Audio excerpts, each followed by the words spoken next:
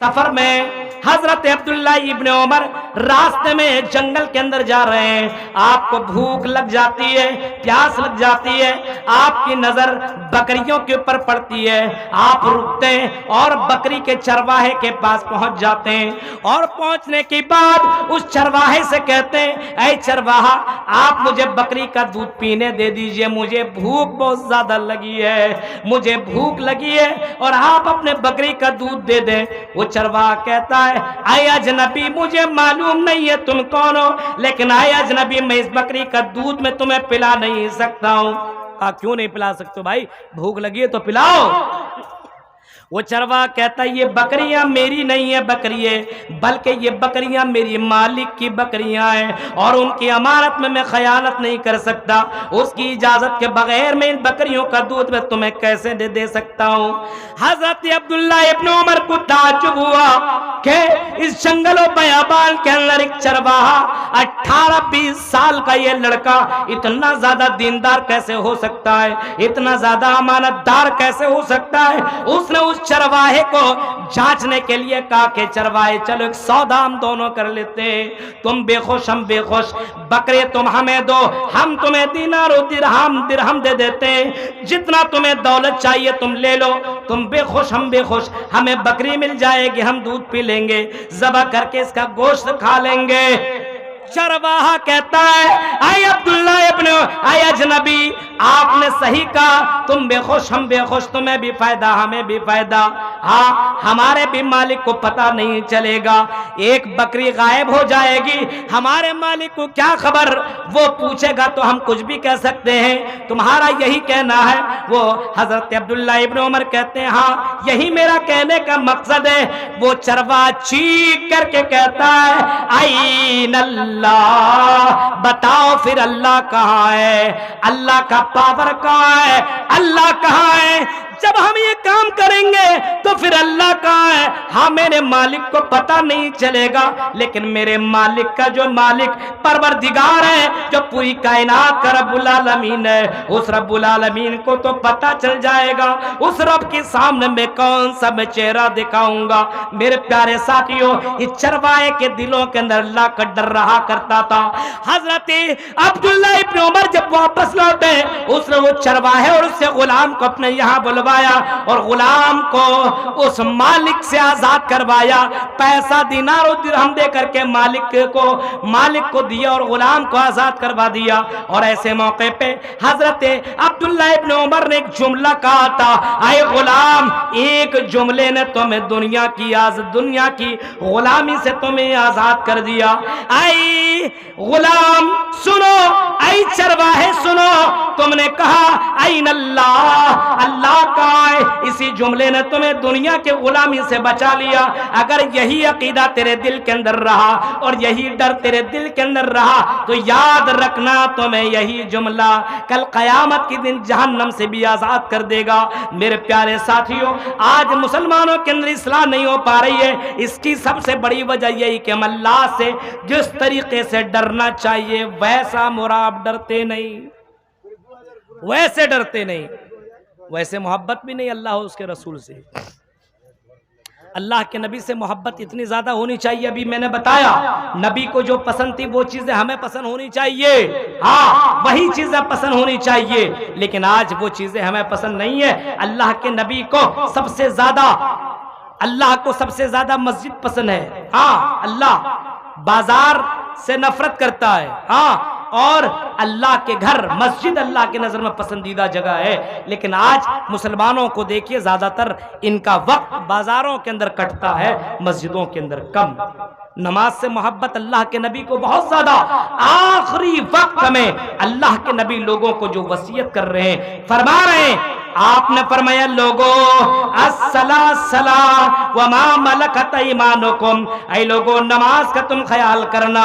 कभी आपने फरमाया कुर्रतो आईनी फसला, ऐ मेरे भाइयों ये नमाज मेरी आंखों के ठंडक है, नमाज से तुम मोहब्बत करना, नमाज को जानबूझ करके तुम तर्क मत करना।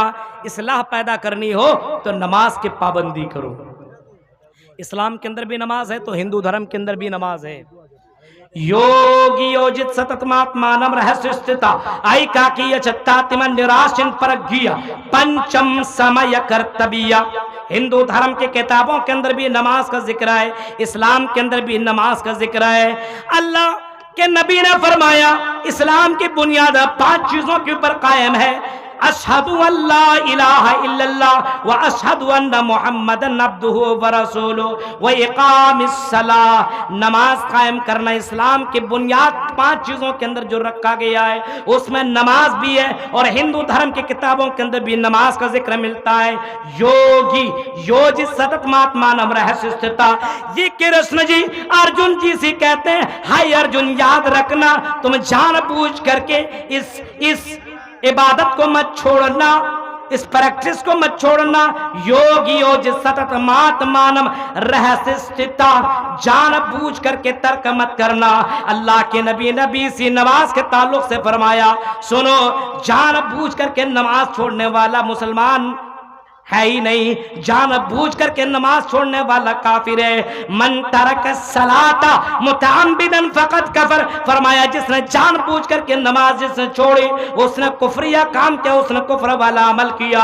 कहीं फरमाया अगर किसी ने जान बूझ करके नमाज छोड़ दी तो याद रखना अल्लाह की जिम्मेदारी उसके ऊपर से खत्म हो जाएगी, अल्लाह की जिम्मेदारी उसके ऊपर से खत्म हो जाएगी। आज जान बूझ करके नमाज छोड़ने वाले मेरे भाइयों मुसलमानों की तादाद बहुत ही ज्यादा पाई जा रही है। हमारी मस्जिद वीरान है, इतने जलसा जुलूस के बावजूद इस्लाम नहीं हो पा रहा है, इतनी तकरीरों के बावजूद हमारे समाज के अंदर नमाज की पाबंदियां नहीं हो पा रही है, मुसलमान नमाज के पाबंद नहीं हो पा रहे हैं। अब इसका यह मतलब नहीं है कि जलसा कराना गलत है, जलसों के अंदर मुकर्रीन को बुलाकर तकरीर करवाना गलत है। जितनी इस्लाह हुई है तकरीरों से हुई है। अल्लाह ने जितने नबियों को भेजा सबको खतीब बना करके भेजा, जाहिलों को कम जानने वालों को उलमा बताया करते हैं। जलसों से इस्लाह होता है लेकिन नुकसान भी है। इसका यह कि सिस्टम बदलने की जरूरत है। ये मेला ठेला को पहले डिलीट करना पड़ेगा, जलसा वगैरह में मेला के लिए बाकायदा ऐलान लगाना पड़ेगा, और जो मेला में अपनी दुकान लगाएगा मदरसे के नाम पर 10,000 चंदा लिखवाइए, एक ही दिन मेला बंद हो जाएगा। ये करवाना पड़ेगा। अब आप समझिएगा मौलवी साहब मेला नहीं लगाएंगे तो भीड़ नहीं होगी। हाँ, मतलब रहमान भी रहे राजी और शैतान भी रहे राजी, यही रहमान भी रहे राजी और शैतान भी रहे राजी। मोबाइल के अंदर कुरान की आयतें भी रखो और मोबाइल के अंदर भोजपुरी गाना भी रखो, रहमान भी राजी और शैतान भी राजी। जलसे सही है, इस्लाह होनी चाहिए, जलसे जुलूस बहुत अच्छे हैं, मदारिस जिंदा है, और इन्हीं मदरसों से हम जैसे उलमा निकले हुए हैं, हम जैसे मौलवी इन्हीं मदरसों से निकले हैं। मदरसा नहीं होता तो याद रखिए मस्जिदों के अंदर इमामत करने वाले मौलवी भी आपको नहीं मिलते, यानी मदरसों से ही ये मस्जिदें बरकरार है। फतवेबाजी करने वाले बहुत से मौलवी मुल्ला होते हैं, जलसे से क्या फायदा है, जलसे से क्या फायदा, बहुत से मौलवी लिखते हैं। अच्छा, सऊदी अरबिया के अंदर बैठ करके और सऊदिया का पैसा हजम करके तुमको तो फायदा नजर आ रहा है, मदरसों को जिंदा कौन करेगा? इन्हीं मदरसों को जिंदा करने के लिए जलसों में अभी हमारे हुसैन सलफी साहब 1 बजे रात तक चंदा कर रहे थे। अभी मेरे बाद भी कारी जोहैर साहब आकर के चंदा करेंगे, और ये अवाम अल्लाह की रहमतें नाजिल हो आप पर। मेरे भाइयों, 2-2 बजे रात करके उठ करके चंदा देना, हमने किसी मौलवी को नहीं देखा 2 बजे रात को फला मौलवी ने चंदा दिया है, लेकिन यही अवाम चंदा देती है और मदरसों को जिंदा इस अवाम ने रखा है। मेरे प्यारे साथियों, इस अवाम को जिंदा दिल किसने बनाया? इन उलमा ने बनाया है, इन मदारिस से निकलने वाले मौलवियों ने बनाया है। पता ये चला कि इस्लाह की सख्त जरूरत है, लेकिन उसके लिए दीनी प्रोग्राम होने चाहिए, लेकिन प्रोग्राम के अंदर जो गड़बड़ियां हैं उसको खत्म करने की जरूरत है। इस्लाह कैसे होगी? नमाज की पाबंदी से। नमाज कुरान तो यहां करता हो, तुल मा उहिया इलैका मिनल किताब, वाक़िमिस्सलाह इन्नस्सलाता तन्हा अनिल फ़हशाइ वल मुनकर। ये नमाज तो बुराइयों और बेहयाइयों से रोक दिया करती है। जो लोग नमाज अदा करते हैं, खुशो खुजो से नमाज पढ़ते हैं, वो लोग बुराइयों से रुक जाया करते हैं। ये नमाज बड़ा कंट्रोल करने वाला ये अमल है, बुराइयों से दूर रखने वाला अमल है। मेरे प्यारे साथियों,